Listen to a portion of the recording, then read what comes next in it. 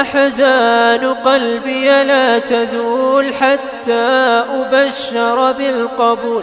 وأرى كتابي باليمين وتقر عيني بالرسول وأرى كتابي باليمين وتقر عيني بالرسول أحزان قلبي لا تزول حتى أبشر بالقبول أحزان قلبي لا تزول حتى أبشر بالقبول وأرى كتابي باليمين وتقر عيني بالرسول وأرى كتابي كيف نخشع في الصلاة سيدي إنه أنت أينو إلهي هرتاغنا هي قلبنا أقصو جيدنا إلهي تبارك وتعالى أخوة الإيمان سلفك رضوان الله عليهم aad bay uga hadli jireen dadku inay qaflad ku tukadaan Xasan al-Basri waxa laga sheegay taabicigi weynaa rahmatullahi alayhi rahimahullahu ta'ala rahmatan wasi'a wuxuu oran jiray iyyaka an yanzura Allahu ilayka wa tanzura ila ghayrihi waxaan qof iyo muslimkii tukanaya waxaan kaaga digayaa buu oran jiray in ilaahay ku soo eego adiguna aad meel kale eegayso in ilaahayna ku eegayo adiguna qalbigaagi wax kale aad ka fikirayso aad ka eegayso wa tas'alu Allah al-jannata wa ta'udhu bihi min an-nar oo ilaahay jannana weydiisanayso naarna aad ka magan galayso wa qalbuka saahin la yadri ma yaqulu la tadri ma yaqulu lisanuk qalbigaaguna uu yahay mid moogan oo hilmaansan carabkaagu waxa uu kar waramayo iyo waxa uu su'aalanayna aan qalbigaagu la socon arinkaasan kaaga digaya bal hadalka qiimihiisa fiiriya wuxuu oran jiray waxaan kaaga digayaa ahadka muslimka ah in ilaahayna uu ku soo eegayo maadaama aad rabbi hor taagan tahay adiguna aad wax kale eegayso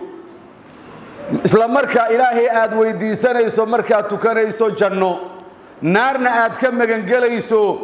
carabkaagu inta uu akhriyo qalbigaaguna uu yahay qalbun saahin laahin qalbi mashquula oo wax kale ka fikiraya oo laga yaabo carabkiina waa ducaynaya waa tukanaya qalbigiina shaqadii iyo xaafadihii iyo dukaamadii iyo suuqii buu ka sheekeynaya Abu Darda saxaabigii loo oran jiray ayaa wuxuu oran jiray istaciidu billahi min khushuu'i an-nifaaq dad yow ilaahay waxaad ka magan gashaan khushuucda munaafiqiinta markaas waxay dhaheen dadkii culimada ardaydiisii iyo dadkii taabiciinta iyo saxaabadii wama tara muxuu yahay waxaad u malaynayso annahu khushuucu nifaaq ma huwa khushuucu nifaaq markaas wixii khushuucu nifaaq waxa weeye an tara al-jasada khashi'an والقلب ليس بخاشع قفك او ادرتو جسدكيسي وا سيدي قف خشوعسن او وا تكنيا قلبيgiisina waa si jeeda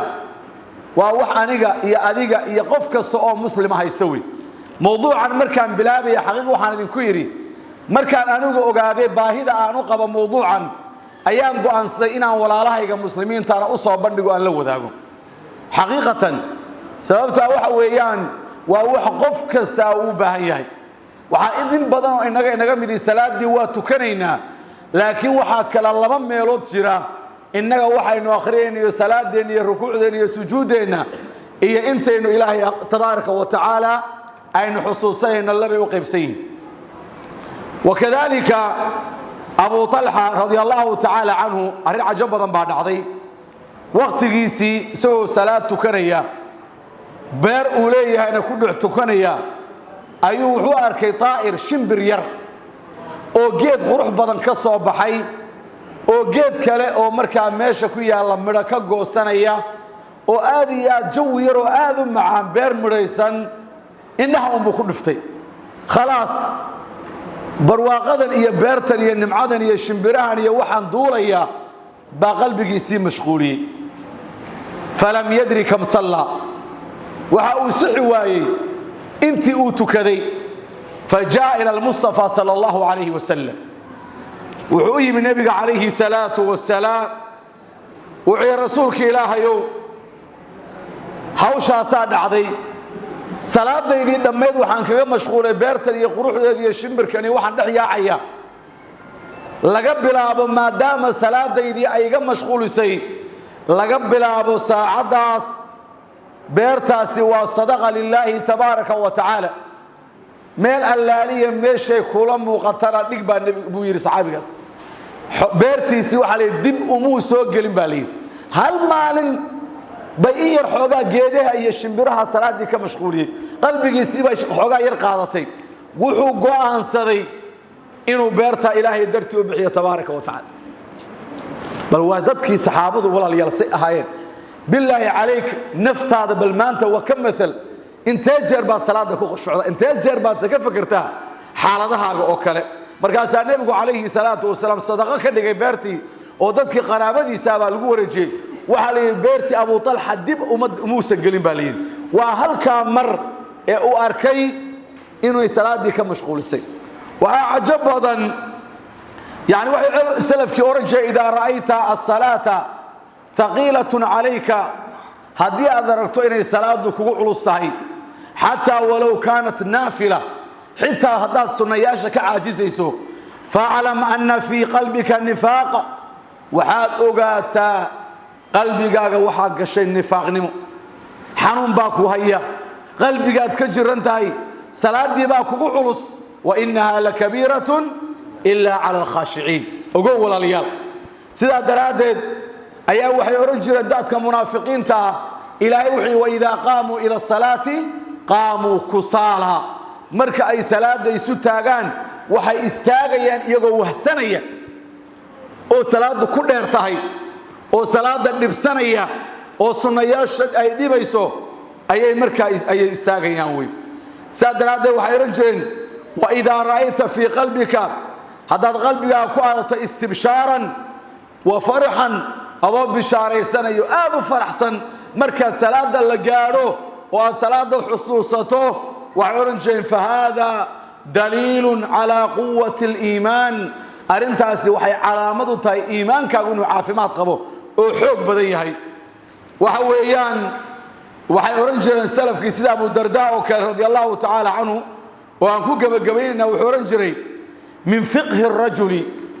قفك علمي سيفهم كي سيوحاكمدا أن يبدأ بحاجته قبل دخوله في الصلاة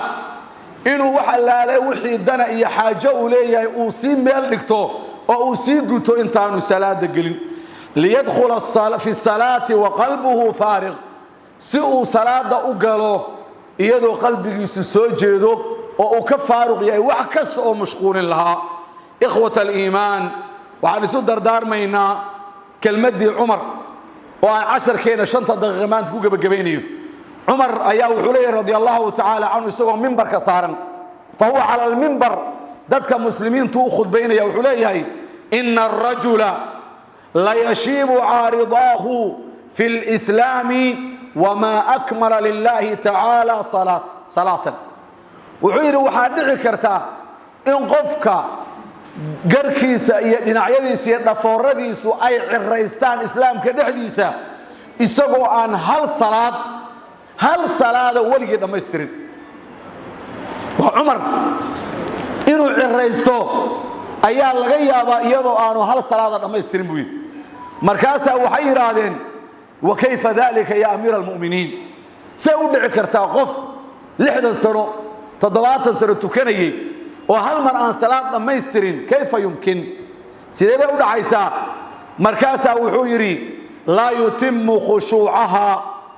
خشوع ذو سنة ما يسترين وتواضعها يعني اسدلين تيدا مركا وحويان وإقباله على الله عز وجل فيها يا إلهي يسيروا أقابل يسيروا خشوع يا صلاة ذو سنة ما يسترين قف كان وقت كان لكن وحا فرق ودحيا إنا تكتو